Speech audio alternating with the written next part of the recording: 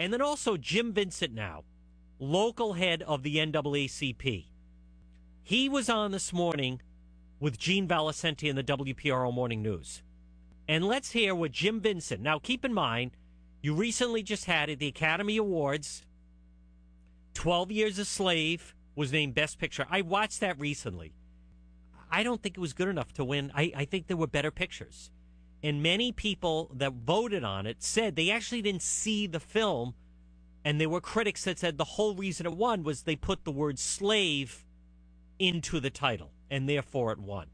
But let's hear, this is Jim Vincent saying that in a way, because the owner of the Clippers, his girlfriend is part Mexican-American and also, I think, part African-American. So they're saying, like, you know, he has this beautiful young girlfriend that he showers with expensive gifts and a Ferrari and $1.4 million apartment. And yet here he is saying, don't bring black people to the games.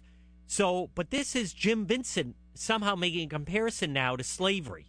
Gene, back in slavery, it was known that the slave master would have black girlfriends, and of course he wouldn't want them to associate with black people either, under the penalty of death. So it almost reminds me of the old plantation system where, the owner had his black girlfriends on the side, but he treated, of course, his slaves in a different kind of manner. Do you think that's a fair comparison? Let's keep in mind the NBA. Everyone running around on the court is basically a millionaire. Never mind you have LeBron James and some of these other players that, in many ways, I had received an email and I've been reading some different posts and comments about it.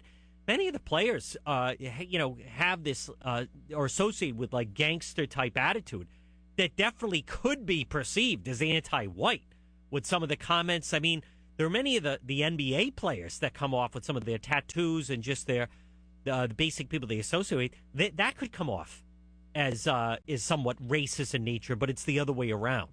But I'd like to hear your thoughts on this, because this the interview itself, I mean, he was definitely led into a trap, but he's the one. He said it. He's responsible for it. He owns the team. He's the one that got the girlfriend. He made the comments. He's the one that's going to have to face a penalty on this.